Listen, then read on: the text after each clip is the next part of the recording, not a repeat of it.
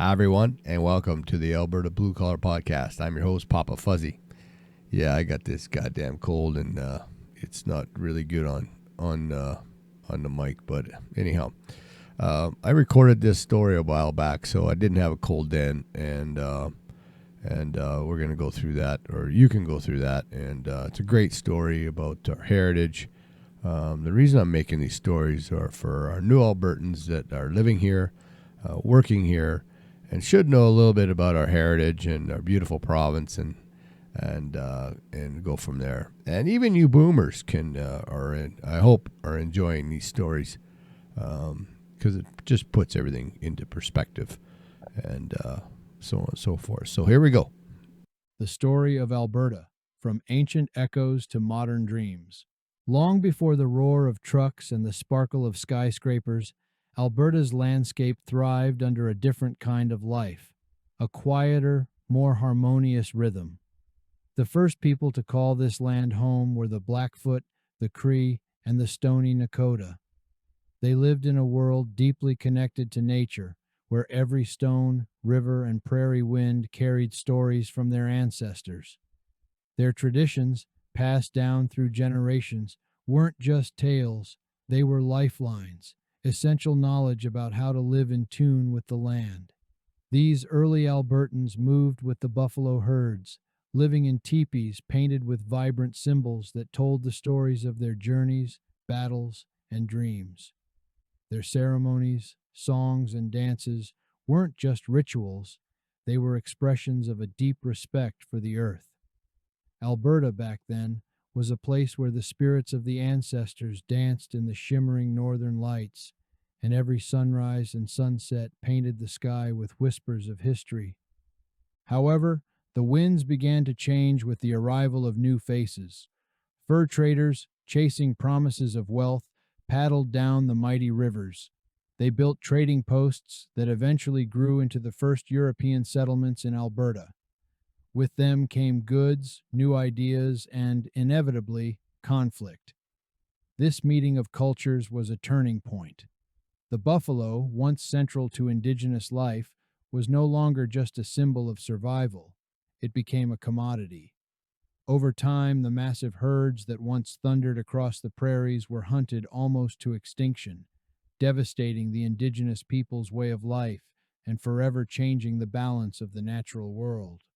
As time moved forward, even more newcomers arrived, settlers dreaming of new beginnings.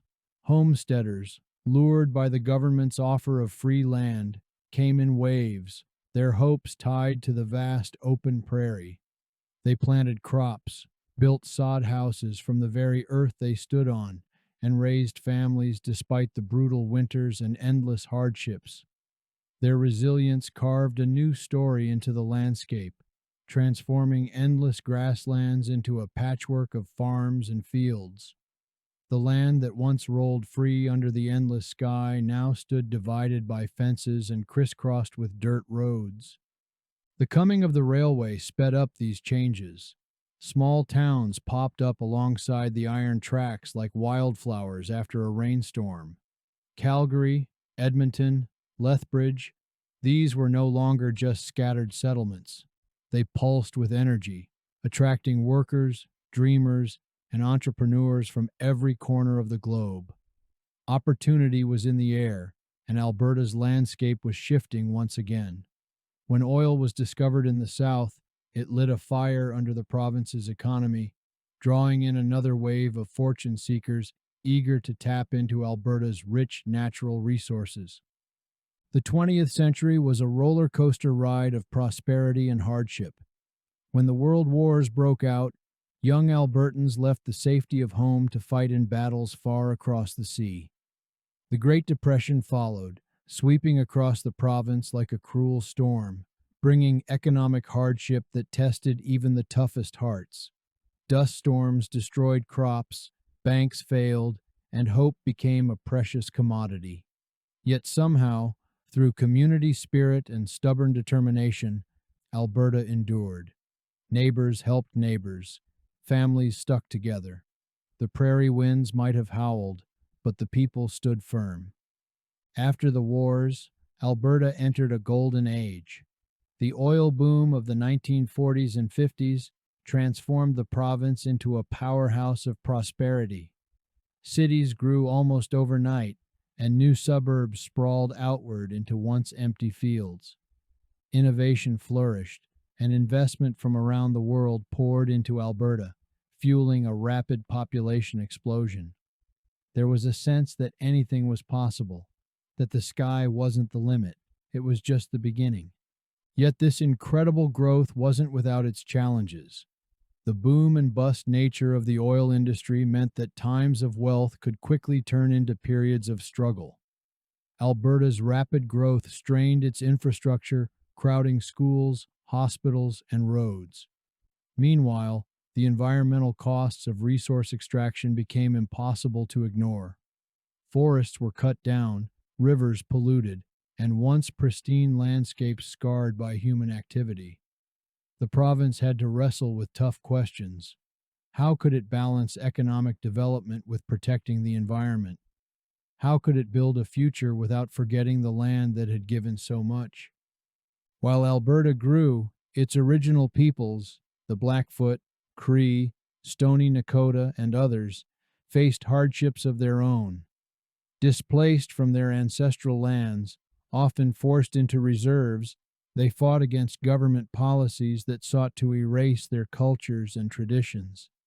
Residential schools tore children from their families, aiming to assimilate them into European ways of life. Yet through the pain and injustice, Indigenous communities remained strong. They began to reclaim their languages, cultures, and rights, demanding to be recognized and heard.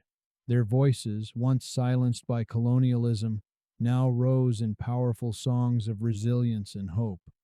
Today, Alberta stands at a crossroads, its identity evolving once again. While oil and gas remain central to the economy, the province is embracing change. New industries like technology, renewable energy, and tourism are blossoming alongside the old. Climate change, once a distant concern, now shapes government policies and personal choices alike.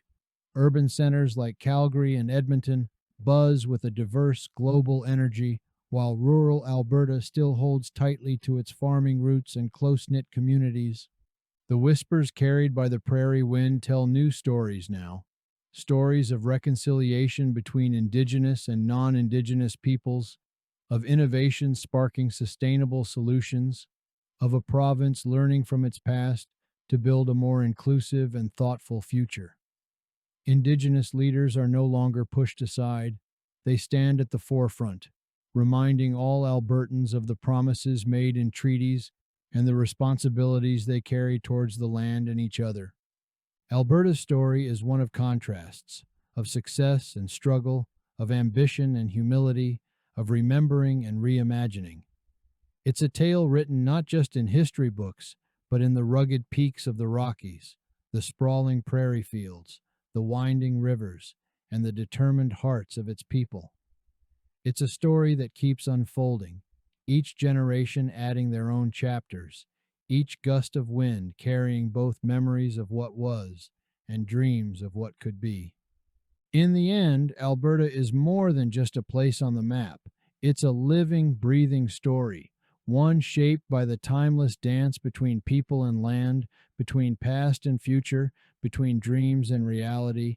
And if you listen closely, the prairie wind still whispers, sharing its ancient secrets and inviting everyone, newcomers and old souls alike, to become part of the story that is Alberta. I hope you enjoyed this short story about Alberta's heritage. If you have any comments, please mention them. In the meantime, keep your stick on the ice and shiny side up. Papa Fuzzy out.